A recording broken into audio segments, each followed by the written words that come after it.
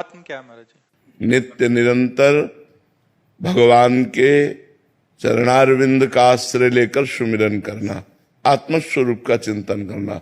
शुद्ध अध्यात्म का अर्थ है आत्मस्वरूप का चिंतन करना। आत्मस्वरूप के चिंतन के लिए फिर लागू हो जाता है संयम नियम।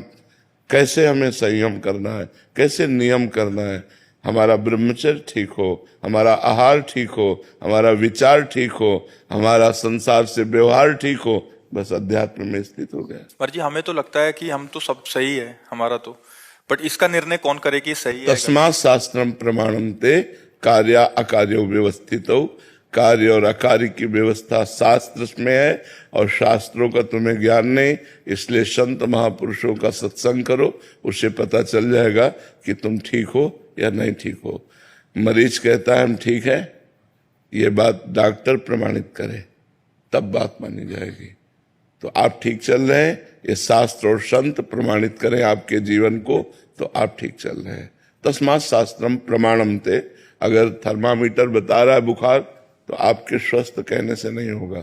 तो ऐसे ही भागवतिक थर्मामीटर हैं जिनके द्वारा हम पहचानते हैं कि जीव असत गति को प्राप्त हो रहा है या सदगति को प्राप्त हो रहा है, जीव असत मार्ग में चल रहा है या सत मार्ग में चल रहा है, जीव अध्यात्म में चल रहा है या घोर आधुनिकता में भटकता जा रहा है। दिनेश कार्की जी नेपाल से। राधे राधे महाराज जी। महाराज जी भक्त अपने मन के हर प्रश्न और संशयों का त्याग कैसे करे? रह ही नहीं जाता है। जब भक्त बन जाएगा तो